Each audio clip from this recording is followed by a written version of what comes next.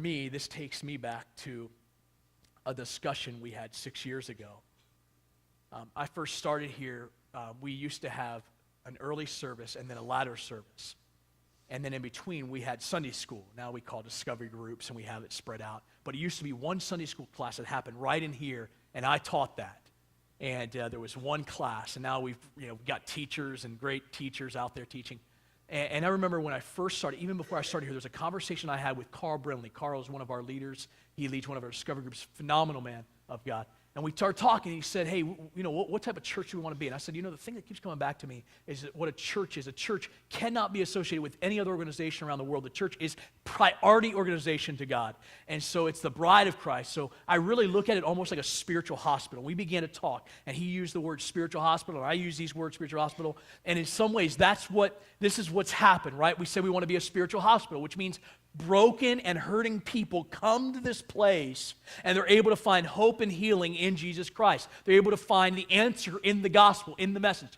And so we wanted to be a type of church where we don't back down from the truth. In fact, we'll bring it right to your face, sometimes even harshly, sometimes straight up, but we do it with a great deal of love and say, here's why we're doing this, because we love you. Here's why we're talking this way and teaching this way and reflecting these things. And so we said we want to be that church. We did not want to be a plastic church where everybody has the plastic face on and we're all walking around like Ken and Barbies in the dollhouse. How do you do? How you doing today? I'm doing great. How about you? That's great. Aren't we good Christians? Right? Because that's what, by the way, you want a church like that, you're in the wrong church. If you're looking for a church like that, I'll even help you find it. There are plastic churches with plastic people where they have it all together. We are a church of broken people trying to figure out how Christ is better, how Christ is sufficient. And so that's what we are. We've become that spiritual hospital. Now, I want to reflect on that just for a moment. Because I do believe, and please no, I don't want anybody to leave here and think, well, Dave just did Fox News spin cycle. Right? Spin zone. We're going to spin it. So this isn't some spin cycle. I really believe this happened to demonstrate that we are a spiritual hospital. But here's the reality of a spiritual hospital. You can go to the hospital, the physical hospital today, and you can find out that you have emphysema. And the doctor's going to say to you, listen, you have emphysema. You need to get away from asbestos. You need to stop smoking. Right? They're going to tell you that because you have emphysema. I know that firsthand because my dad died of that, so I understand that. You can go to the hospital today and you can find out you have a broken arm or leg. You can find out today that you need a hip replacement, a knee replacement. You can go to the hospital today and find out you have cancer and that you need to take chemotherapy. You can find out today, you can go to the hospital and find out you have sickness and you need medicine. But listen, here's what the hospital does. The hospital offers an answer, but it's up to the patient to accept it. Right? So there are people every single day at Meredith's Hospital that walk out declining service, declining the answer, declining medicine, declining their bones to be fixed and set. Every day people walk out of the hospital. And as a spiritual hospital, that's where we're at. We can preach it, we can teach it, we can even offer mentorship, and we got mentorship ways that you can have a mentor walking through life with you. We offer these things, but we cannot force you to do it. We cannot make it happen in your life. You have to take a step to say, I'll take that. I will grow with that. There's otherwise it'd be manipulation. Everybody try to be robots. And you know what happens when you do that, right? We as our natural beings will rebel against that. And so we as a spiritual hospital, we offer these things. We have great programs. Somebody came to me and said, maybe we need to have another program. Listen, we need to improve programs, absolutely, but we don't need any more programs. We need people to take advantage of what's being offered. We need people to listen to what's being said. We need people to take, and that's what breaks my heart. That's what breaks my heart about this. But I believe this is proof that we are that spiritual hospital. That we don't have it all together. When you don't have it all together, there is potential for the risk that somebody could take their life right in your parking lot. When you're a church trying to reach broken and hurting people, not perfectly, but the best you can, trying to learn, there's always a potential then that things can get real messy. And that happened last week. It got messy. You know, for some of you here, you're like the patient that's always going to the emergency room, right? I got this ailment. I got a sore throat. Well, here's some medicine. Take the medicine. You'll feel better in a week. And you go home and you go, forget the medicine. I don't want the medicine. I don't want that. Hey, my throat's sore. Somebody help me. My throat's sore, right? And you know those patients. If you work in the medical field, you know them. You probably even have a patient in your mind. And they'll just keep going back and coming back and coming back. And some of you spiritually are like that, right? You just, and the problem is what you're doing is you're graying it for people that actually need help. Because you're crying out for help, but you're not taking the help being offered.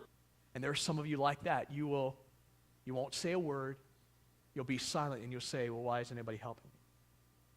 Because you have to take the help offered. You have to say you need help. You have to admit that. That's the way the gospel begins, doesn't it? By saying we need a Savior. That's the way these messages begin. We need Him. That's why we run to the Scriptures and we run to classes and these type of things.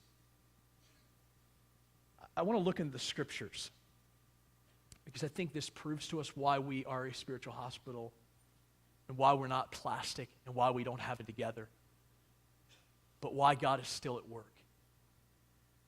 It scares me to think this morning that there's somebody in here that could be right on that same edge. You may have even thought that might be your out. And you're thinking that that's it, that's all I've got, that's the only place I might have to turn, and that you would contemplate that life, that end. Even though we proclaim truth and life and that He's better. Even though we could sit here and sing these songs and say, you give freedom in the storm, you give still in chaos. We can proclaim that all we want, but many of us are on the edge of trying to make that same decision. Now I want us to look here in Lamentations. It's where God had me turn. Immediately when this happened, I just couldn't help but to go here to find my own strength. And I just want to share it with you again in a raw way. I just want to share it. This is Jeremiah, the prophet, writing. If you know anything about Jeremiah, he's maybe one of the great prophets. Isaiah, Jeremiah, they both were pretty good. Jeremiah was one that prophesied both to the northern kingdom and the southern kingdom, Israel and Judah, one of the very few that did both. But he watched in about 586 BC as Judah, the southern kingdom, the capital city being Jerusalem, was taken siege by the Babylonians. And he found himself in the midst of captivity. Now, let me explain for a moment. Because here is Jeremiah. If you read the book of Jeremiah, you find that he lost his family. You find in the book of Jeremiah that the people of Israel told him he was no longer a prophet. They weren't going to listen to him. So he lost his job. I mean, he was a guy that spoke for God, and they said, we're not going to listen to you. We need you as a prophet. Go. We find a man that lost his home. He had no home. He had nowhere to go. In fact, we find in the book of Jeremiah, he was thrown into a pit. He was beaten up. He was taken. And on top of all of that, God was no longer speaking to him. Now, what I mean by that is here's a prophet. He made his living by having the voice of God speak to him, and he would then say it in words. He would then say it to the people. And he found himself in a desperate situation where not even God was speaking to him. And so he writes this book called Lamentations. In fact, that is the Greek title of this book. The Hebrew title is different. I want to explain that in a moment. But what you find is a poetical book. He wrote poetry. This book is divided, chapter 1, chapter 2, chapter 4, and chapter 5. 22 verses are found. Here's why. Because each of the verses begin with a letter of the Hebrew alphabet. There are 22 letters of the Hebrew alphabet. So the first verse is Aleph, Beth, Gimel, Daleth, and I can go on in the Hebrew. It's 22 letters all the way down. Chapter 1, chapter 2, chapter 4, and chapter 5. Chapter 5 doesn't use the letters, but it still uses the 22 divisions of the alphabet.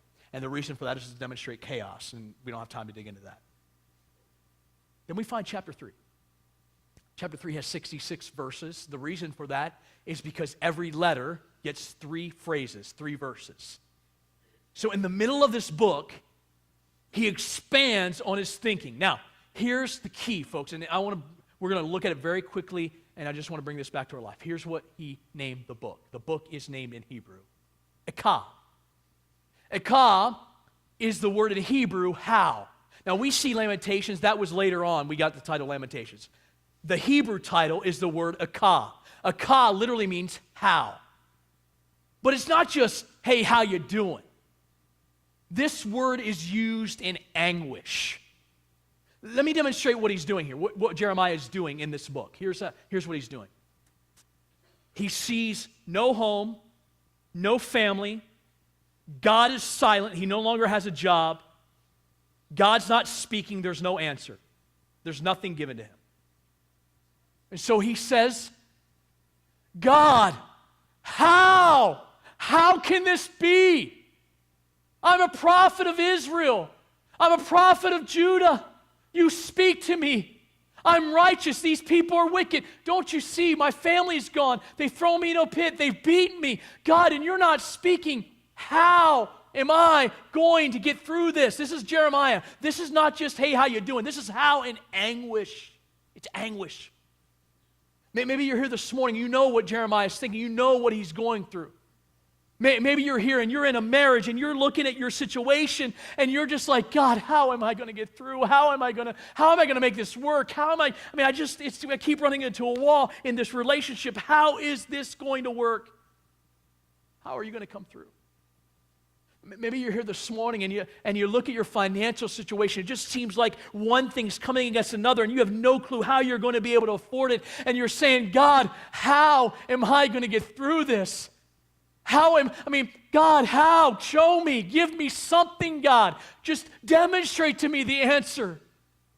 Maybe you're here and you're looking at your job and you hate your job. And you hear messages that say, well, God put you there with a purpose, and you hate hearing it. You don't want to hear that. And so you're in your job and you're like, God, I hate my boss. I hate my coworkers. I hate my job. And you're being raw. You're being raw and you're saying, God, how am I going to get through this day? I can't stand it. I just want another job, God. Is that too much to ask? Aren't you good? Aren't you good, God, to give me another job? Aren't you God over the universe? Don't you calm storms? Why can't you give me a job? How come, God? Maybe you're here and you're going through a health situation. You find out maybe you've got cancer or you've got sickness, and you're saying, God, how am I going to endure this? How am I going to get through this? Maybe there's death that you've experienced recently, and you're like, God, how am I going to get through this, oh God? Maybe right now you feel it in the pit of your stomach, and you're just crying out, and you're saying, God, how? How? You ever feel that way? Have you ever felt that? That's Jeremiah. He's saying, Eka, Eka, Eka Adonai. Aka Adonai Eloheinu. That's in Hebrew, by the way. I didn't want everything to go to a freaky church or something. God, how? How am I doing this? How am I going to get through this? How? And you might be in that situation, and there's an innumerable amount of things. There's an innumerable amount of things on this earth that could bring you to that point. You might have a kid that's wandering, and you're like, God, how am I going to lead this kid? They're driving me nuts.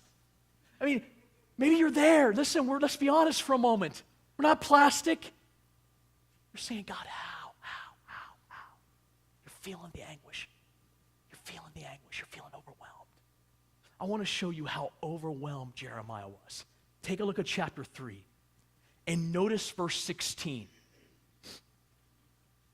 It says, He has made my teeth grind on gravel and made me cower in ashes. You know what he just said there? He said, listen, this is how I am. I can't get any lower. I am grounding my teeth on the gravel. No, that's what he's saying. I'm just being raw. He's saying, I am so low that my teeth are in the dirt. I'm eating stones. He says here, listen, I'm cowering in ashes. He says, my soul is empty of peace, bereft of peace. I have forgotten what happiness is. So I say, my endurance has died. So has my hope in the Lord. Folks, do you notice what he just said? He said, my endurance is dead. My hope is gone. Now listen, there's two words for dead in Hebrew. And he uses the strongest form. It literally means not only are you dead, you're in the grave, you're buried. And he uses that word here, very intentional, I believe, as all Scripture is. He says, listen, my happiness is gone, my hope is gone, endurance is under the grave, I cannot go on. I can't do it, it's done, there's no hope, it's gone. That's what he's saying. You ever felt that way? I'm hopeless. I'm in despair. Got nowhere to turn. By the way, I always find it interesting whenever we get in that moment, you know where we always run, right? We always run to temporary solutions to our spiritual problems. Now, please know, I'm not downplaying that there are times where we need help, but where do we run? We run to a relationship to tell us how we ought to be and what we ought to do. Those are important. The Bible reveals those. We run to this person, and there are moments we need doctors to help us through things, but we run, right? That's our first running, is we run to these type of things, and there are moments where those things are helpful, but we run to, counselors, and those things are helpful. I mean, we've got counselors who are here. Those things are important, but notice you can't run there. It's temporary solutions to spiritual problems. So here's Jeremiah, and he says, listen, I have no hope. I've got no endurance. I am not able to go on. It's over. It's done. It's dead. I've got no happiness. In fact, he goes one step further, verse 19. Remember my affliction and my wanderings, the wormwood and the gall. My soul continually remembers it and is bowed down with me. You know what it means? The word wormwood and gall is actually an ointment and a herb. In their day, you know how you ever feel sick to your stomach? So much so that you know you need to just throw it up. You ever been there? And you're like, man, I just feel sick. I just need to throw up. I feel a lot better if I just threw up. And maybe you're crazy and you'll go grab a gallon of milk and you'll just be like, and you'll try to just make yourself sick so you can get it out, right? Well, wormwood is a all-natural herb in the Middle East that they would grab, and it's extremely bitter. In fact, in the book of Revelation, during one of the judgments, it says that there will be a star from heaven that's called wormwood, and it will make all waters bitter. So just a little picture there. It means bitter. But what they would do is when they were sick and they just couldn't get it up, they would then eat the wormwood leaf. Wormwood. Herb. Wormwood. They would put it on their tongue, and they would, right? Ralph. He says here, you know what? God, I've got no hope. I've got no peace. I've got nothing. No endurance. I can't go on. I just want to throw it up. I just want to throw up. I got nothing else. I mean, you ever feel like your chest and your stomach are together and they're squeezing, and it's just easier just to throw up. You feel at all times, you're on the edge. You're ready to throw up. You ever feel that way? Folks, what do you do in that moment? When your world is crashing around you, when your emotions rage like a wave that wants to destroy your life, when you feel empty and worthless, and that feeling washes over you, when you can't go on, when you can't endure, when you can't take another step, where do you turn? Where do you turn? And I've been reminded this week that you can't just turn to numb things to try to numb the pain. Notice Jeremiah. He answers. Now notice he said, I have no hope. This is strong here. No hope. No happiness. It's buried. It's dead. I can't go on. Verse 21. But this I call to mind, and therefore I have hope. Notice what he says. What does he call to mind? Notice it. Verse 22. The steadfast love of the Lord never ceases. Whoa. When does the steadfast love of the Lord cease? Never. This is the word here, by the way. I've used it many times, especially in the third service. You get up here and you hear these songs. The word here is chesed. Remember? I think I've taught you that before. The word means loyal love. It's a covenant love. It's only a love that God has for us. It is a covenant loyal love that he has demonstrated that never ends. Now fine, even if you don't know Christ and you die without Christ, his love doesn't change. You just rejected it.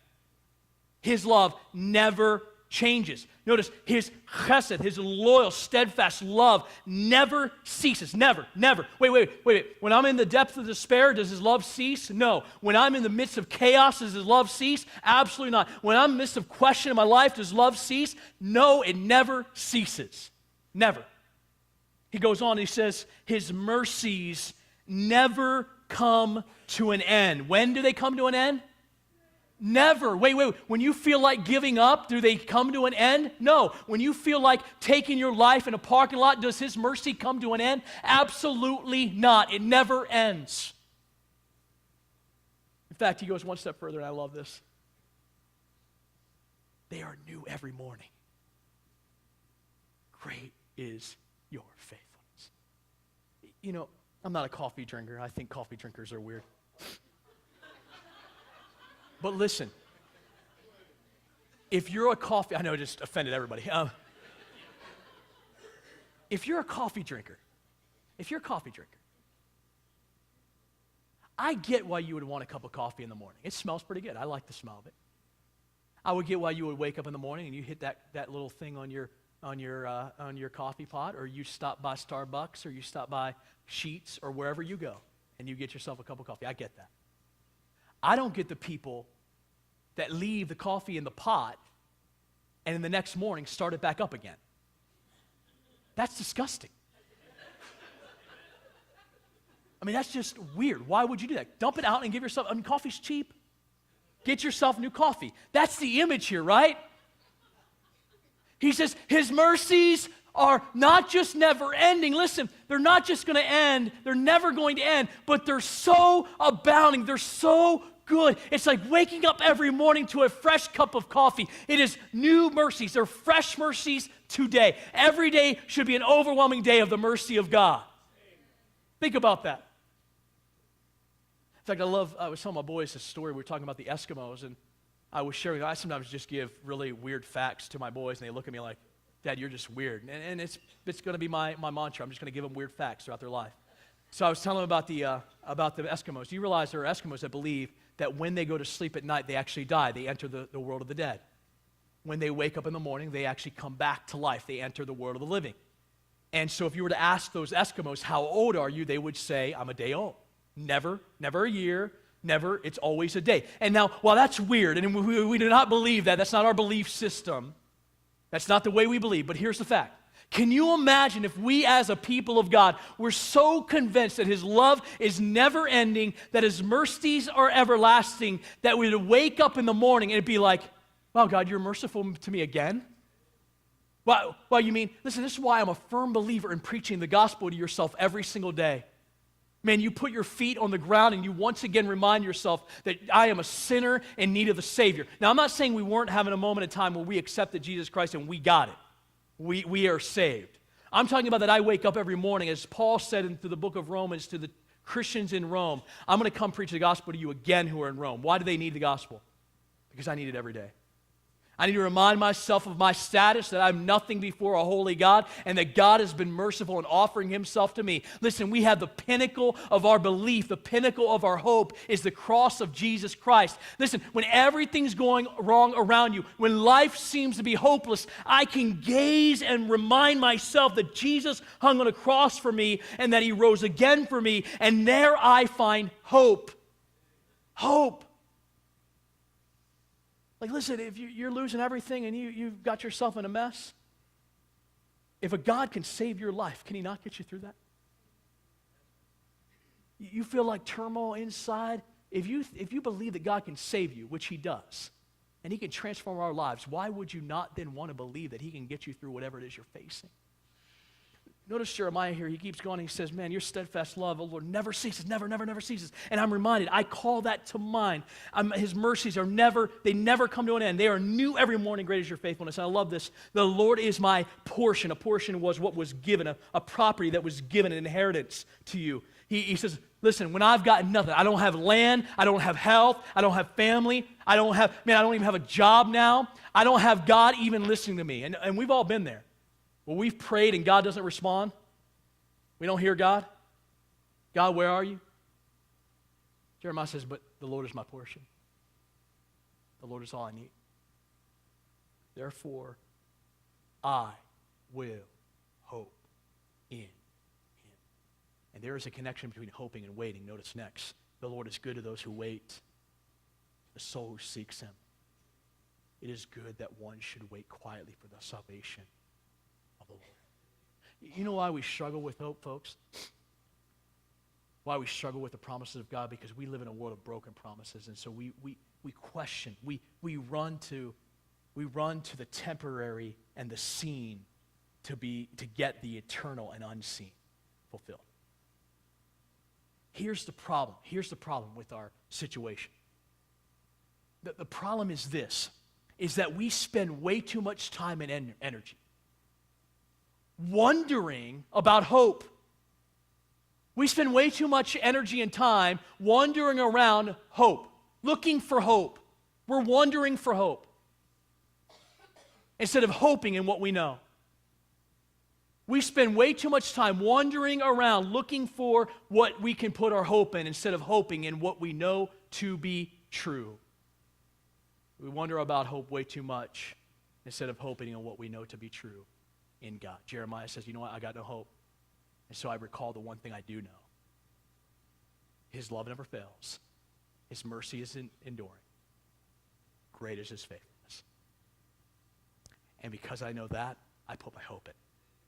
And I'm going to wait until he answers. I love Hebrews. Hebrews says this. It says, let us hold unswervingly to the hope we profess, for he who promised is faithful.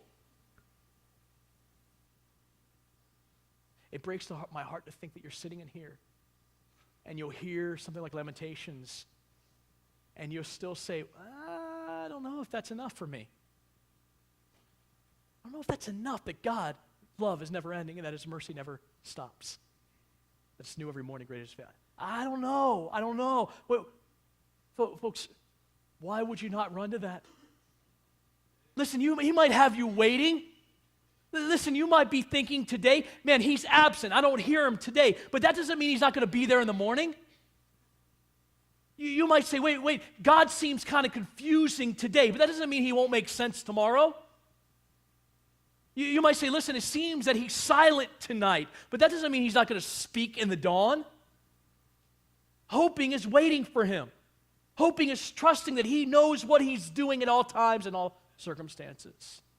That he is a God that not only keeps his promises, but his promises are made to people. And so because he keeps his promises, he keeps his people. Grab onto that promise and grab on as a person of God that he is going to do what he claims he's going to do. We spend way too much time wondering about hope instead of hoping in what we know. Where am I going to find hope? Where am I going to find hope? Where is it going to be? Where is it going to be? Instead of saying, I know whom I believe, and I will not swerve from the one that I know. In my house, I am one who forgets things very easily. I'm by nature kind of a deeper thinker, kind of weird like that maybe. And so I ask a lot of questions, and I can drive my wife nuts with that. But I'm the type that forgets, and so like I'll leave my keys and forget where they're at. I'll drop something and forget where they are. The other week, a few weeks ago, I have an iPhone, and I really like my iPhone. I think it's cool. I love all my apps. I love my mail. I love my contacts. They're all there. I love talking to Siri. It's great. It's cool. It's cool to me.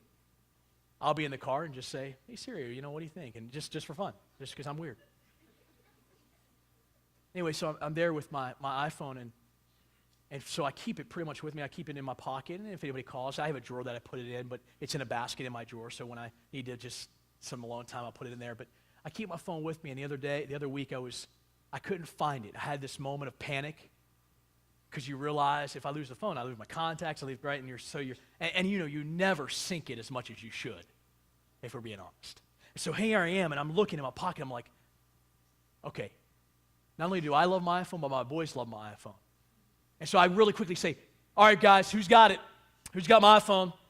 And they're all looking at each other like, what, not me. He's got it. No, he's got it, right? And so I'm like, no, right now. I need to know. Who's got it right now? You got 5 seconds to give it to me. And they're all staring at each other like, you're all punished if I don't get it from one of you. Well, they were all pretty honest about it. They're like, we don't have it, Dad. I said, all right, you guys are helping me find it. Too bad. You guys are in on this. I said, because you may have gotten it and played with it and put it somewhere. So you're going to check in the cushions. We're checking in the drawers. We're checking in the car. We're checking everywhere. We're looking for this because this is my phone. Let's look. And so one of my sons came up with a great idea. Why don't we call it, right? Call it. I was like, great idea, son. And so I said, why don't you go call it while we look? And so he begins to call it. And within a few moments, he makes the call. He's on the phone. I feel this vibrating in my backside.